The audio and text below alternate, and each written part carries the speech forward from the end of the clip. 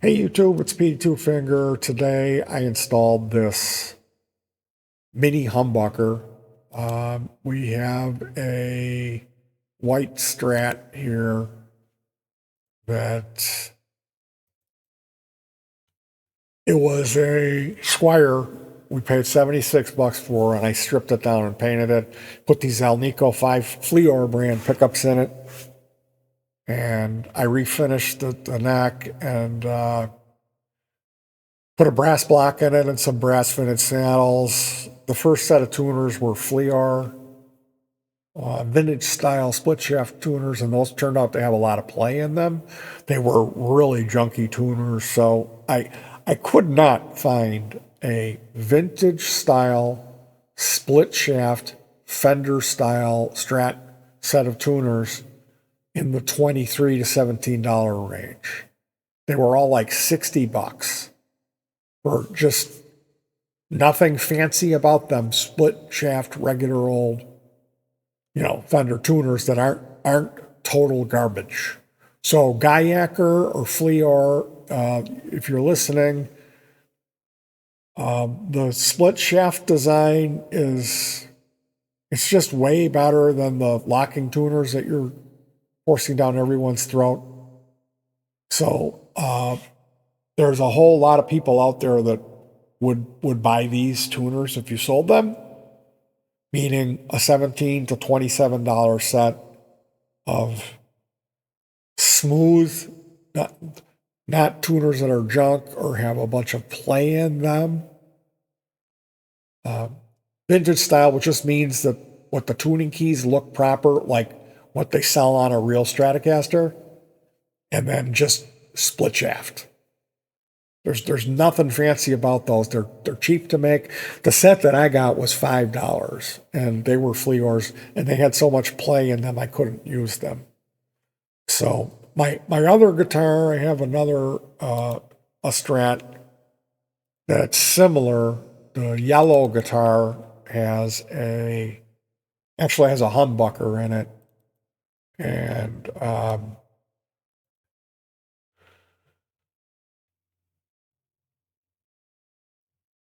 wrote a bunch of the same music we played on these guitars here.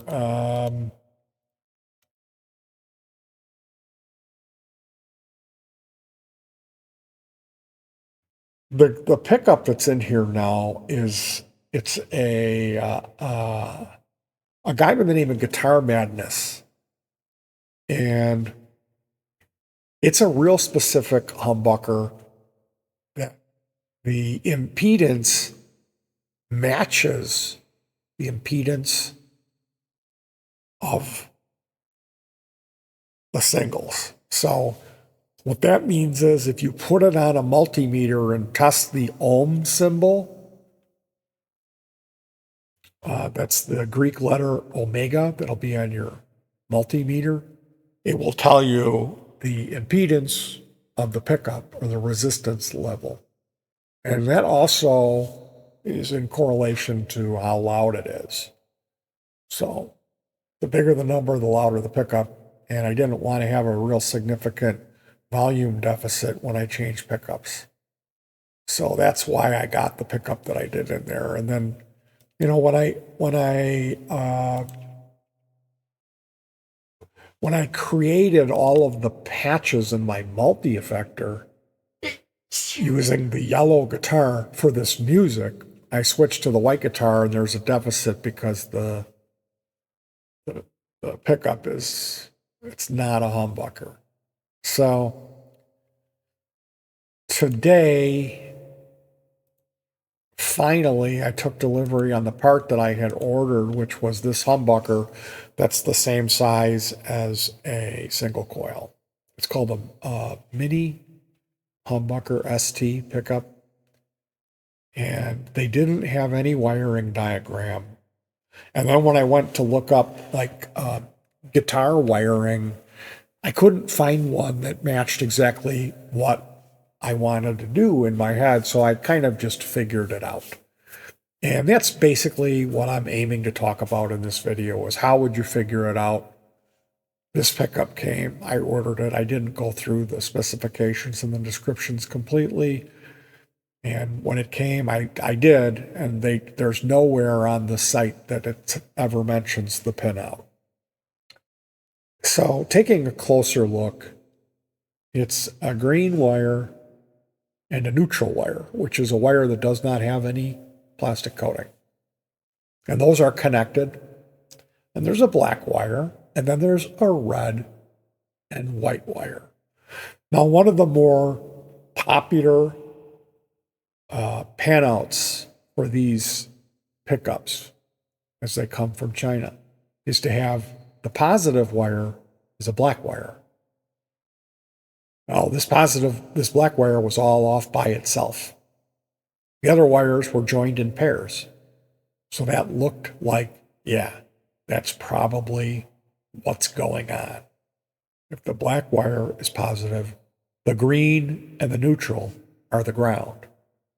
And if the black wire is positive, the green, the neutral are ground, the white wire and the red wire represent the end of the south and the start of the north coil, which is the two wires that connect this to make it a humbucker.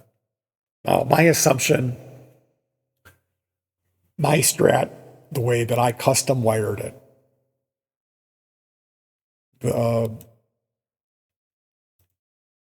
the middle or tone one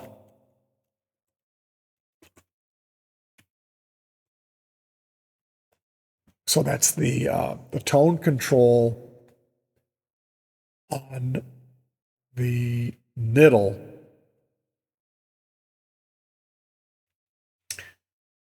has a switch on the back of it. So it's kind of like this, only if we move this here. Because in my guitar, it's not on the volume, it's on tone one.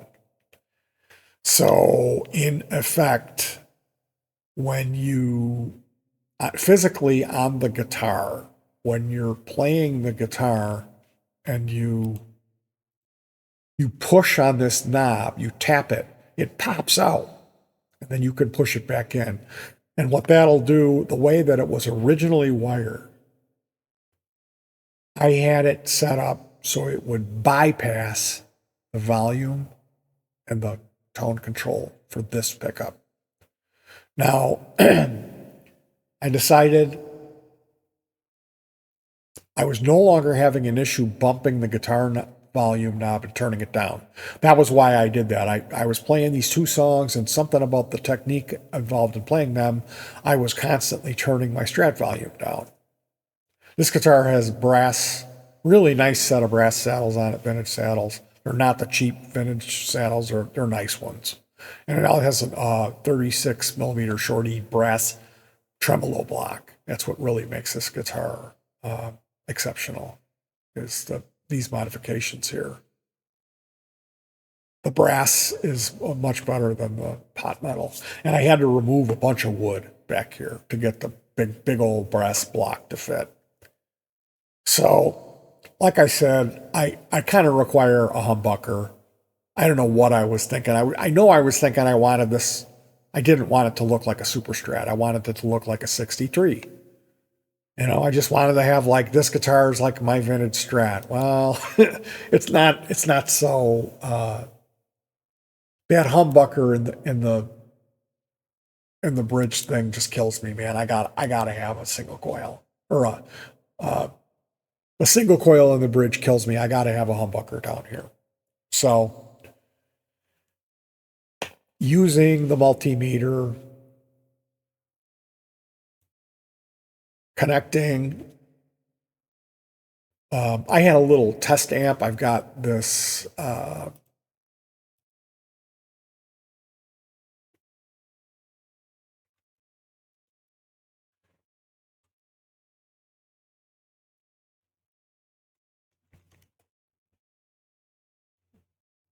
this little tiny battery amp. It's like a belt clip amp. Is it ME203? This. Oh, there. Yeah. So you don't really necessarily need the pinout and a wiring diagram to redo your guitar. I connected the green and the neutral to the ground, the positive to the black, and then I was tapping on these screws, and you need to use like, I tried an X-Acto knife, a hobby knife, and it's interesting because the aluminum does not make any sound, but the blade is metal. So whatever you're using for the tap test, you have to have metal. And when you're rewiring a guitar, you can do it if you just have a little practice amp and a cable. So I point this amp right at my face so I can really hear it. And you can like get the screwdriver going and tap on it. And what I had read was the red and white wire. Okay, so the black is the positive, the green and the neutral wire here are twisted together as the ground. So if you ground the red and the white, it's supposed to turn this into single coil mode. Shut half of these off. So you have this speaker pointed right in your face. You can really hear when you're tapping it. And you're using this metal, whatever it is, a little screwdriver or a knife, and you're real lightly tapping on both of these. And then you have your partner short the red and the white wire to the ground, and then you'll notice, okay, when that red and the white wire is grounded, and I'm tapping on this top one, I'm not hearing it. When we disconnect that wire and I tap, then I hear it louder. No matter what, if the red and the white wire is connected or not, these ones on the bottom are always on. That's going to tell you how it's wired. That yes, the black is the hot, the green and the neutral is the ground, and the red and the white is the north-south.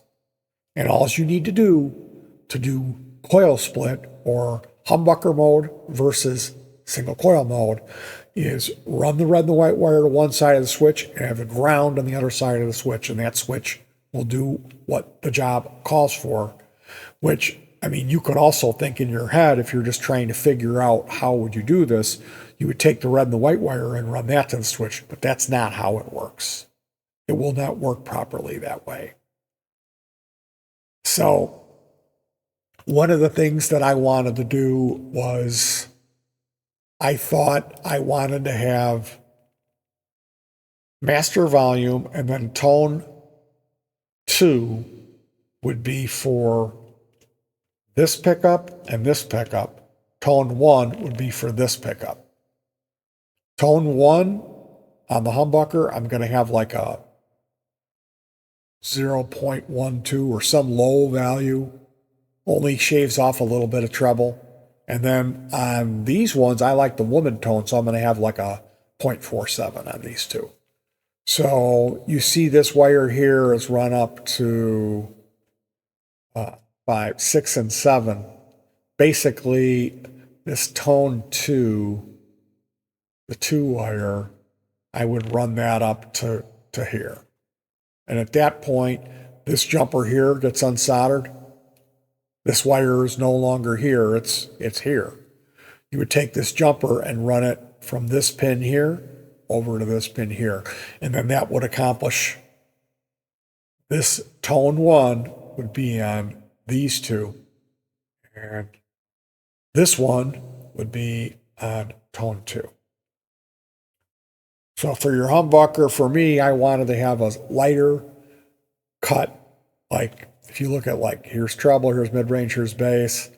I just wanted a little bit. I didn't want to have my tone knob cutting all the way down into my mids. But on these two, I kind of want that because I like that woman tone. So this capacitor, I mean, this tone control is for these two. So we put like this 4.7 we put here, like switch these, you know. Only thing is I didn't use a 22, I used like a 12, you know. So you can do this stuff. You can have the little amp pointing at your face, and then you'll tap on the pickup with something metal. And at the same time you're doing that, you can have someone turning the tone knob up and down, and you'll be able to hear the reflection if it's changing or not. So at that point, you can, like you can do your own wiring diagram as long as you have the pin out. And if you don't have the pin out, you can do that with a test oscillator. These meters have a function for continuity where it'll beep when it gets connected. So you can use your test oscillator and just start connecting it to the switch and probing around until you can make yourself a chart that explains exactly how the switch works compared to the positions of the switch. So if you could do the output test and if you can determine whether the tone capacitor is engaged on the circuit or the volume control is engaged on the circuit by testing a little test amp, then you really don't need to worry or concern yourself so much. And at that point, you can go and just start Googling on, like basically how I recommend you do it is this. Start off looking at guitar wiring diagrams and save the ones that are closest. You're not going to find exactly what you want, trust me. Save the ones that you think, I'm going to use this from this one and this from this one. And you can piece that information together. And like what I do is I like to solder once. I don't like soldering twice. So I temp stuff in. If I'm doing tests, I have separate wires that I'll substitute. And then when I've tested it all out and I know what my idea works, my wiring diagram that I drew up works, I go ahead and redo all the connections and make them proper, where you're like putting zip ties in, because the strat, the routing on the strat, you can't just do the wiring. It has to be all really neat. If you look, sometimes there's this swimming pool route, and that's really nice. You can just throw whatever you want, and then you put your bag of weed in there. Like this is crazy. This is how you normally see, and here's a channel where you got to run all the wires and be careful. So it's something that guitar wiring diagrams, like there's places that'll charge you money for it. Don't do that. Don't do that. Get a hold of me. I'll give you a hand. I'll help you out with it. And like I said, I've always been able to do it by looking at some diagrams, drawing my own. Never hurt. But the best way to do things is to figure out rudimentary little tests you can do to kind of determine what's going on. There's another trick that you can do where you connect the positive and negative, put a screwdriver up to it, and then yank the screwdriver away, and it will either give you a positive or a negative reading on your meter, depending on how you have it hooked up. So that's a way you can actually determine the polarity. So you can start with doing that test and use that to determine, do I even have positive and negative right? Or am I wrong about that too? So all of this stuff can be done without having a Seymour Duncan hand-signed wiring diagram, because you're not always going to have that luxury. Now, I'm not saying, dude, you should never use a wiring diagram.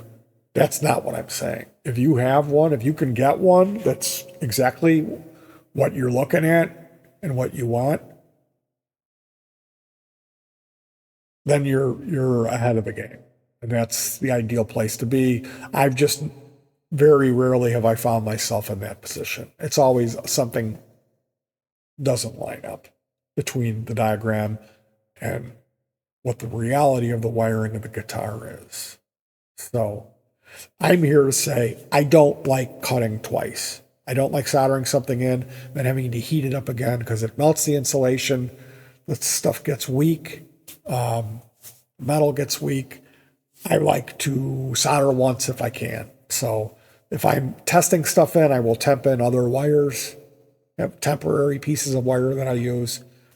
And for my main signal output, like I like to shield stuff a lot.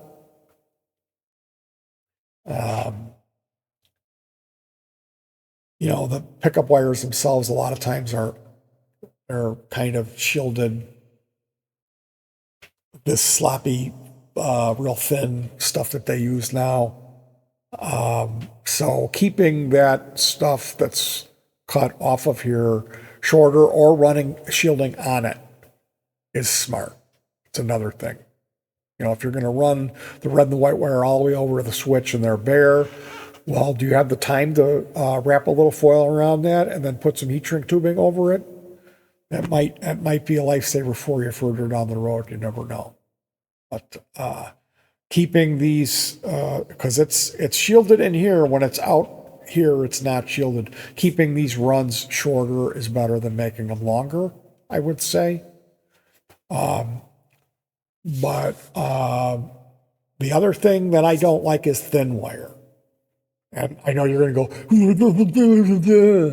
well, yeah, and that sucks. And there's nothing you can do about that. But if you're buying really expensive hand-wound pickups, I bet you they're not using this thin wire. And just because there's thin wire coming off the pickup doesn't mean I got to use thin wire on the rest of my build, especially on the lead coming off the master volume going to the damn output jack. So that's just some of my thoughts on this stuff. Again, I'm not saying you should never use a diagram. I'm saying I haven't had good enough luck finding them. So maybe you're better at that than me. This is how I did it, and I didn't really rely on a wiring diagram as much. One of the things when you're looking at the 5-way strat switch, what helps to know, they have different styles of these. Sometimes they're offset. There'll be 4 here and 4 here. Sometimes they look like this on squares. Sometimes it'll just be one straight line. Usually they're 8 guys here, and the older style is 4 on one side, 4 on the other. And the way that the older style looks is kind of like, starting up over here, I would count it down like 1, 2, 3, 4, and then over here 5, 6, 7, 8. That's how I would count it down. But basically, it's like they're kind of like buddies, like this pickup here goes to the top one, the second pickup goes to the second one, the third pickup goes to the third one, and then with the corresponding on the other side of them is where, well, we got the action for the running the lines off to the tone controls. And the tone control, it's always the same thing. Off of lug 1, there's a capacitor that grounds itself to the back of the pot. And then the lug 2 is your input-output. So in my case, there's this, I didn't want one tone cap, so I cut this here. There's a little wire that goes in between when they use just one. I cut that and wired my own cap in for the second, or it was actually over here. And then wire ran up here. So it's pretty much the sky's the limit, and the way they do it stock, it's not the best way for me. I always thought. And I mean, the other thing is, like, now I've got a freaking should I change my pots out to 500K now? I don't know. I gotta see. I think, does it make it brighter? I don't know. I'm gonna see if I can get away with, because anytime you have a humbucker, you're not supposed to have a 250K pot. So I gotta see. Is there something funny with the volume control on here? That'll be for me to see. Personally, I don't like having stock potentiometers in my guitars. I just don't like it.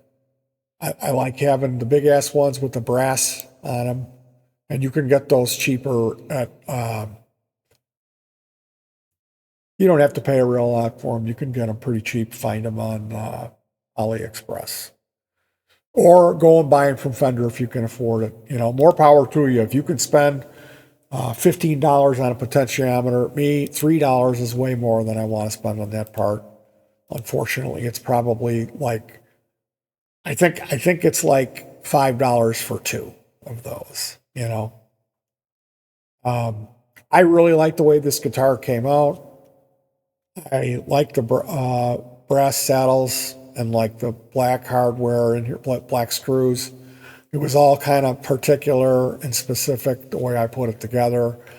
The only thing is that the yellow guitar seems to outperform it for some reason. So I'm hoping when I get done with this that, okay, now I've got no excuse but to play it. And maybe I can wear into it and fall in love with this guitar like I did with the yellow one. Because I don't want this to be like it just sits on the stand, wait for me to break a string on the yellow one. I want to play this. I don't even want to take the yellow one out this year. I'm hoping I can take this white guitar and my bootlegger spade. But that's another story. You guys, thank you for joining me on this one. So much fun talking about guitar pickup and wiring and how you don't really necessarily need a wiring diagram. Of course, it's better if you do have one, but if you find yourself in a pickle, meaning you can't find a wiring diagram that looks exactly like what you're looking at or what you want to be looking at when you're done, you can figure it out by applying concepts from previously existing schematics, your own hand drawings, and if you go through the process of trying to pin out what you have and do some basic electronic testing on the switches and whatever you may have, and a little bit of thought work, a little bit of pencil scribble scrabble, you'll be able to figure this out and get it done without having to call the priest for an exorcism or the liquor store. So thanks. I hope you're reasonably happy and well. It's important that you hug your pets. That's what I always say. Poor Kita, he really freaked out today. I scared him, and I did not mean to. I just hate that. I hate that. I can't raise my voice without the cat thinking, oh, that's it. He's finally gonna murder me. That crazy guy who lives here. Poor Kita.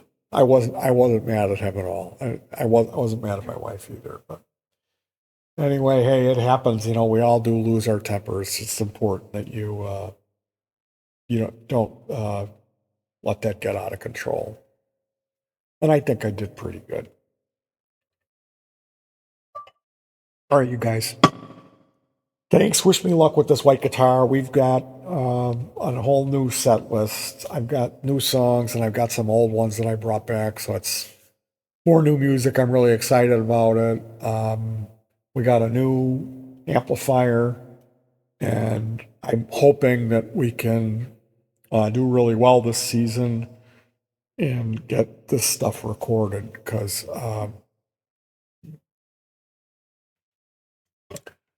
it's not an overwhelmingly massive set. It's just some of the stuff's a little bit harder for me to play. We've been playing this stuff for a while, and I'm still not like comfortable playing it. Like, when you get good at a song and you can do it muscle memory, I'm still not there. And it's not really an excuse for me. It's just that in order for me to get to that point, everything has to be working really well with the set.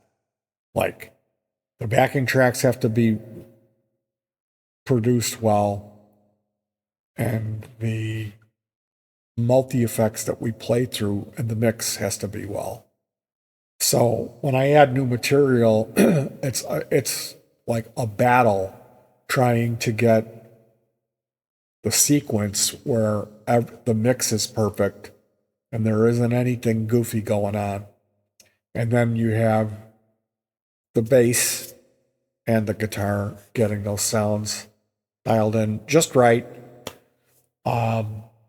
More recently, I changed some things around on how I use my multi-effector. I'm using more than one echo unit. I'm doubling up on the echoes. And that's really cool. That's some Pink Floyd stuff there.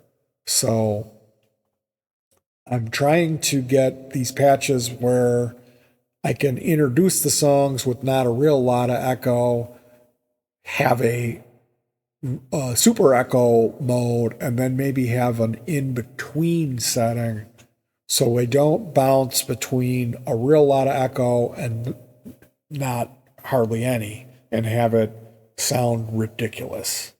So that's part of it. And the other part is I just wrote stuff that was a little bit harder to play or not so much in my comfort zone, and I still haven't learned it yet. So wish me luck. I'm excited, but we played every night of the week. We haven't had a day off in over a week. Today's the first day that we're not playing in maybe like 8 days. So special thanks to Gomti, and hopefully we'll be sounding good next time you see us. Hug your pets and peace.